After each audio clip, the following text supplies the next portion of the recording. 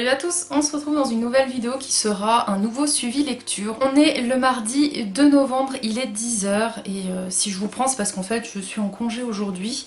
J'avais réussi à me faire un petit week-end, une petite semaine de 5 jours avec le vendredi 29 octobre, puis le week-end avec le 1er novembre, donc ça fait vraiment du bien. Je reviens aujourd'hui pour vous parler de ma lecture en cours où j'en suis arrivée à la moitié. Il s'agit de After, la saison 3 de Anna Todd aux éditions Hugo Roman. Et j'ai avec mon petit marque-page parce qu'en fait j'avais pu en faire un sur le thème d'After. Alors pour ceux qui ne savent pas, After, je suis un petit peu à la ramasse parce que en fait j'adore cette saga. J'avais lu le premier tome en 2015, ça avait été un gros coup de cœur. Puis j'ai lu le tome 2 seulement l'année dernière et normalement celui-ci je devais me le lire cet été parce que j'essayais de me dire d'au moins en lire un par an, mais là il faut que j'accélère le mouvement, je suis trop à la bourre. Et c'est vrai qu'After, moi ça a été un gros coup de cœur quand je l'avais lu en 2015. Le tome 2, je l'ai adoré. Là, j'en suis arrivée enfin à la moitié du tome 3. Pour ceux qui ne connaissent pas cette histoire, en fait, on suit Tessa et Ardyn, donc deux personnages principaux, qui, je vous le donne en mille, va former un couple. Je ne spoile rien, on le devine clairement. Cette saga est composée de 5 tomes. Le premier tome, on découvre donc Tessa, qui est une jeune fille assez timide, assez réservée, et qui va faire la rencontre dans son nouveau campus de Ardyn, qui est un bad boy, qui fait partie d'un groupe. Le mec, il est entièrement tatoué, il y a des piercings, enfin voilà, il a un regard sombre. Voilà, c'est un homme qui est très mystérieux, très fait bad boy, et c'est vrai que Tessa va être intriguée par lui, elle va intégrer sa bande et elle va tomber sous le charme de ce mauvais garçon. Mais Ardyn est très spécial comme garçon parce qu'il est possessif, mais en même temps il est très blessant dans sa manière d'être. J'en dirai pas plus, mais c'est une relation assez chien et chat. Plus d'une fois les personnages se séparent, se remettent ensemble, se mentent, se révèlent après des choses, mais on s'accroche parce qu'en fait la plume d'Anna Todd est hyper addictive. Moi je sais que là, le deuxième tome, la plupart des personnes ne l'avaient pas beaucoup aimé, alors que pour moi je l'ai adoré. Au contraire, je trouvais que les personnages commençaient vraiment à évoluer. Là, dans ce tome 3, je trouve que c'était ça qui évolue. Dans le tome 2, c'était plutôt Ardyn. Et là, dans ce tome 3, je trouve que Tessa commence un peu plus à s'affirmer dans la relation et à enfin dire à Ardyn ce qu'elle veut et ce qu'elle ne veut pas. Par contre, il y a quand même quelque chose qui me dérange tout le temps, là, dans After, que je me rends compte que c'est assez fréquent. C'est qu'on a toujours Tessa qui est en train de faire à bouffer, faire le ménage, faire ci, faire là. Et Ardyn qui la regarde, limite c'est lui qui va lui dire oh Tessa, j'ai faim, bah t'as qu'à te faire à bouffer mon gars, fais-toi des pâtes, fais-toi des œufs, enfin... C'est un peu ça renvoie trop l'image un peu de la femme qui doit être au fourneau et faire le ménage et le gars qui pose les pieds sur la table. Franchement, c'est vraiment l'impression que j'ai en lisant ce tome 3, encore plus que dans les précédents. Donc c'est vrai que quand il y a des passages comme ça me fait un peu lever les yeux au ciel en mode mais ma fille, tu vois pas que là il te traite comme un larbin, enfin dis-lui qu'il s'enlève les doigts du cul puis qu'il se fasse à bouffer quoi. Mais voilà, j'aime toujours autant cette histoire, c'est très addictif. C'est vrai que je l'ai lu en fait juste après Nevernight parce que Nevernight étant un gros coup de cœur, j'avais pas envie de me replonger dans de la fantasy. J'avais tenté un thriller mais c'est pas passé du tout parce que pour ceux qui ne le savent pas, j'en ai parlé sur Instagram, mais le mois d'octobre a été très compliqué pour moi. Je me suis pris pas mal de contrariétés dans la tronche. Et étant hypersensible, c'est un peu galère à gérer et j'essaie encore de les gérer aujourd'hui, donc c'était pas évident. Et le thriller n'était pas du tout finalement ce qu'il me fallait parce que j'arrivais pas à me mettre dedans, ça me vidait pas la tête. Et c'est là où je me suis dit, bah, pourquoi tu sortirais pas After, valeur sûre, les problèmes d'Ardyn et Tessa vont te faire oublier les tiens, et au moins tu passeras un bon moment, c'est une certitude. Et c'est ce qui se passe, donc tant mieux. Ça se lit quand même assez vite parce que je l'ai commencé je crois il y a 3-4 jours, donc j'en suis déjà arrivée à la moitié. Pourtant c'est quand même écrit petit. Il n'est pas énorme par rapport au tome 2, le tome 2 c'était le double, mais voilà, j'aime toujours autant cette histoire. Par contre c'est vrai que je trouve qu'Ardyn devient un peu fatigant parce que là il tire dans les pattes de Tessa sur un sujet, il n'arrive pas à trouver vraiment des raisons valables pour refuser la chose qu'elle lui demande, donc je le comprends pas ce personnage.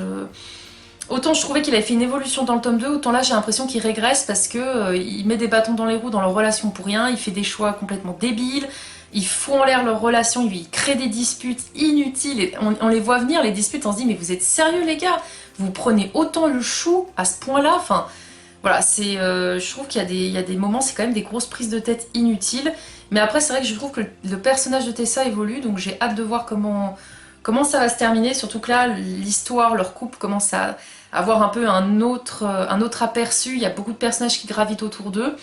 Donc affaire à suivre, je vous en reparlerai quand j'aurai terminé. Je vous retrouve, on est le lundi 8 novembre, il est 20h10.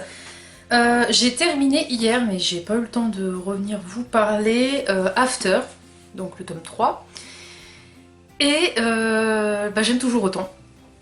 Voilà, j'aime toujours autant. J'avoue que en fait, le début de l'histoire, voire même jusqu'à une bonne partie de la moitié, j'ai trouvé que c'était assez redondant entre Tessa et Hardin, puisqu'ils se disputent beaucoup sur une histoire de départ de Tessa pour Seattle. Il y a vraiment une histoire autour de ça.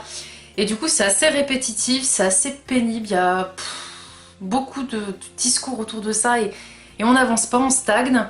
L'autre point négatif que j'ai pu relever, c'est qu'il y a beaucoup de fois le mot putain dans le roman. Par exemple, sur une page, on peut avoir jusqu'à 5 fois le mot putain. Donc franchement, déjà ça, c'était un peu relou. Je trouve que Tessa évolue et se laisse moins faire par Hardin. Hardin, on sent vers la fin du roman qu'il commence un peu à changer, mais il a quand même sa nature qui revient un peu au galop. J'ai passé un très bon moment de lecture. J'ai été sur le cul par un retournement de situation, comme c'est très bien le faire Anatole de toute façon. Mais alors celui-là, je ne l'ai pas vu venir. Mais je ne l'ai pas vu venir à aucun moment. Et d'un coup, quand je me le suis pris dans la tronche, je me suis dit, mais attendez, c'est pas possible. Elle est pas en train de nous faire ça, c'est juste pas possible. Donc ça m'a choquée. J'ai mis du temps à m'en remettre d'ailleurs. Mais franchement, je m'en remets toujours pas en fait. Je m'en remets toujours pas. Et j'ai eu vraiment très peur pour un personnage de l'histoire avec cette révélation. Je m'inquiétais vraiment et au début, je me suis dit, est-ce que je vais réussir à aller au bout de ce passage-là? Mais heureusement, Anatole tourne très bien la chose quand même et je trouve qu'il y a une sensibilisation quelque part dans ce passage. Mais voilà, j'ai adoré, je lui ai mis la note de 4 sur 5, je vous laisserai lire ma chronique en barre d'infos. Et pour ceux qui vont peut-être me poser la question, j'ai vu le film, mais je ne ferai pas une vidéo livre-film pour la simple et bonne raison qu'en fait, j'avais dit dans la vidéo où je comparais le livre 2 avec le film 2 que j'arrêterais de regarder les films parce que j'étais très déçue. Et encore une fois, ma curiosité a été piquée au vif, je me suis dit non, il faut quand même que je compare, que je regarde le 3. Et en fait, je m'arrêterai de faire des vidéos de comparaison parce que ça n'en vaut pas la peine, surtout avec ce film 3 où en fait, même la trame initiale, il n'y a rien qui est respecté. La plupart des acteurs, qui sont quand même des acteurs importants, ont été changés. Donc déjà là, moi, c'est juste pas possible. J'étais paumée quand on me disait, bah tiens, ça c'est London, ça c'est Kate, ça c'est Vance. Bah non, je reconnaissais pas parce qu'en fait, ils n'avaient pas du tout cette tête-là dans le film 1 et 2. Il y a beaucoup de scènes quand même dans le tome 3 où il y a des disputes encore une fois entre Hardin et Tessa et c'est quand même des disputes qui sont sur un sujet spécifique. Et ben on le retrouve pas dans le film 3, c'est vraiment en abstraction. Il y a beaucoup de choses, des détails très importants dans ce livre qu'on ne retrouve pas, encore pire que dans le film 1 et 2. Et alors le fameux retournement de situation dont je vous parle dans ce tome, qui est quand même un truc énorme, n'apparaît pas dans le film 3. Et donc là, en fait, quand j'ai terminé le film, je me suis dit, en fait, il n'y a rien qui est en rapport avec le livre. Et surtout, alors, je ne rentrerai pas dans les détails, mais je crois que le film m'a spoilé des informations que je vais avoir dans le tome 4 et 5. Parce que franchement, il y a plein de petites choses quand même aussi qui sont quand même des retournements de situation dans le film, mais que je n'ai pas eu dans le livre. Donc je sens, mais gros, comme mon nez au milieu de la figure, qu'en fait le film 3 est un mélange du livre 3 et peut-être même du livre 4. Donc ça m'a vaccinée. Alors vous allez me dire, bah oui mais bon tu regardes le film, t'aurais pu t'attendre à ta. Mais non, parce que je suis désolée, si on part du principe comme ça peut arriver au cinéma, c'est que souvent vous avez le film qui sort parce que le livre est sorti il n'y a pas si longtemps que ça. Alors là ok, les afters sont sortis il y a un moment. Mais néanmoins, ils sont censés respecter quand même la trame et ne pas en tout cas spoiler les tomes suivants. Je suis désolée, bon j'en suis qu'au tome 5 de Harry Potter, mais j'ai beau lire les livres, les films ne spoilent pas les livres. Enfin je sais pas, je comprends pas, le labyrinthe pareil, ça ne spoile pas les livres. Donc là j'ai pas compris et je suis sûre que je me suis fait spoiler.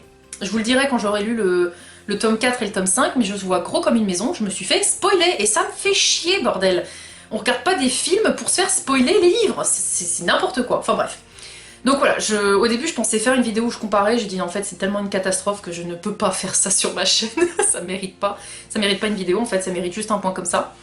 Mais voilà, je pense que s'ils sortent une suite en film, cette fois-ci vraiment je vais arrêter. En fait le film 3 m'a vraiment vaccinée sur cette saga en film et ça va pas du tout. Même si le seul point positif que je pourrais soulever c'est que je trouve que l'acteur qui joue Hardin joue un peu mieux.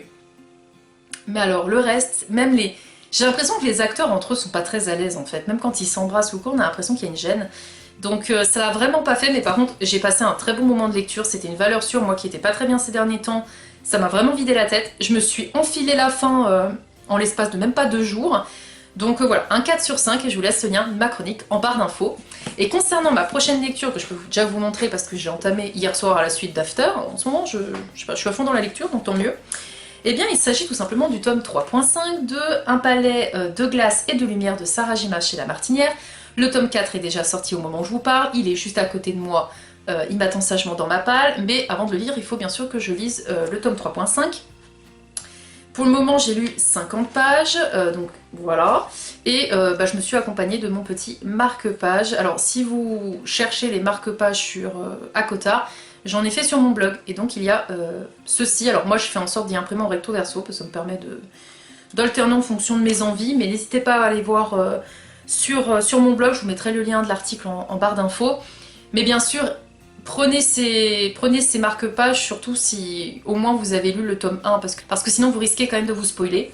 Je peux pas vous en dire trop pour le moment, de toute façon je pourrais pas vous en dire trop de manière générale parce que c'est un tome 3.5, mais je suis juste trop contente parce que j'adore toujours autant.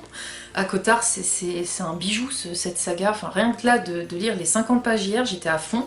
Donc là d'ailleurs je vais vous laisser, je vais aller me faire ma petite session de lecture parce que j'arrive plus à lire le midi au boulot, c'est pas mal... on remue pas mal en ce moment le midi, donc j'ai pas trop de temps pour lire. Mais je m'octroie du temps le soir, et du coup après celui-ci je peux déjà vous dire que j'enchaînerai avec le tome 4, c'est une certitude. Et après je pense que je vais commencer à me mettre dans mes petites lectures de Noël, je me suis fait une petite palle, et j'en ai pas mal, faut juste que je mette un petit peu d'ordre au niveau de mes lectures, mais je pense qu'après j'attaquerai des lectures de Noël parce qu'on commence à se rapprocher de Noël. Et sur ce, je vous dis à la prochaine. Hello, je vous retrouve, on est le dimanche 14 novembre, il est 9 h et hier soir j'ai terminé Un palais de glace et de lumière de Sarah Gimas chez les éditions La Martinière Jeunesse.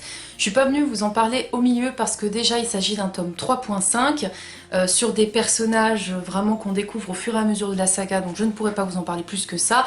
Et surtout, ça reste un petit tome. Je suis en train de lire d'ailleurs en ce moment même le tome 4. J'avais fait exprès de me garder ce 3.5 dès que la sortie du 4 allait être annoncée. Et ce tome 3.5, je dirais, n'apporte pas non plus grand chose à l'histoire. Hein. On sent que c'est limite un tome plus pour dire aux gens, voilà, n'oubliez pas la saga, elle est toujours là. On suit toujours notre personnage principal qui est Fer, qu'on a depuis le tome 1. Et Fer est un personnage que j'aime beaucoup parce qu'on la voit évoluer au fil des tomes. Ceux qui ne connaissent pas la saga Akota, j'ai fait une vidéo book review sur le tome 1 sans spoil, vu que c'était un gros coup de cœur, je vous la mettrai en barre d'infos. Mais je peux pas vous en dire plus sur cette histoire parce qu'il y aurait beaucoup trop à spoiler, mais on est sur un univers de romantasy, c'est-à-dire de la romance et de la fantasy. On est sur un univers où il y a beaucoup de créatures obscures qui font peur, qu'on n'a jamais vu dans d'autres sagas. Honnêtement, moi je suis toujours sur les fesses quand je vois l'imagination de Sarah Gimas. Mais dans ce tome 3.5, il n'y a pas de créatures, il n'y a pas de choses qui font peur, c'est plus on suit nos personnages principaux, donc Fer et ceux qui gravitent autour d'elle, et on voit un petit peu comment ils se remettent d'une certaine guerre qu'il y a pu y avoir, comment ils reconstruisent, comment ils vivent en fait, comment ils s'en sortent même ne serait-ce que psychologiquement. On voit en fait aussi Fer qui prend des décisions dans sa vie. Voilà, j'essaie de vous donner un résumé mais sans spoil. Mais je pourrais pas vous en dire plus parce que déjà, il se passe pas non plus des 100 et des 1000 dans ce tome 3.5 et surtout, je peux très vite spoiler, c'est un truc de dingue. À Cotard, entre le tome 1 et le tome 3.5 même, il y a énormément de choses, donc je peux rien vous en dire.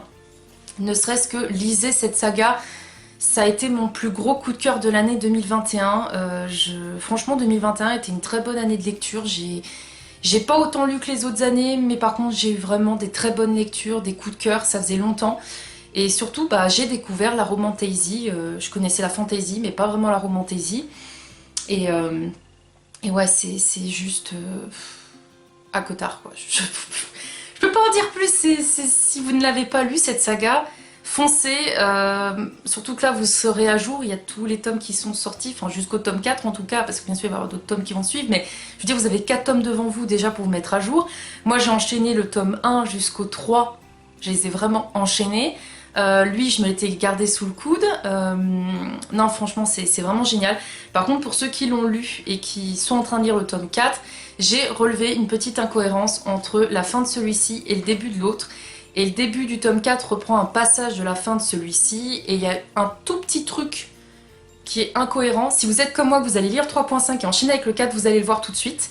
Et du coup ça m'a un petit peu gênée parce que je me suis dit mince Sarah, t'aurais pu quand même relire la fin de ton tome là avant d'enchaîner avec l'autre, surtout que tu reprends un passage de celui-ci, il y avait juste à faire copier-coller. Qu'est-ce qui s'est passé? Alors je ne sais pas si c'est une erreur de Sarah Gimas ou si c'est une erreur aussi de traduction, ce qui est possible, mais juste, c'est pas énorme, c'est pas non plus une incohérence de fou qui vous met, qui vous énerve ou qui vous fait vous dire mais c'est quoi cette histoire, mais c'est une incohérence quand même, et moi ça me fait chier. Voilà, ça me fait chier qu'on puisse se tromper comme ça, je sais pas. Surtout quand c'est un passage que tu prends d'un autre livre, fais un copier-coller, c'est pas compliqué.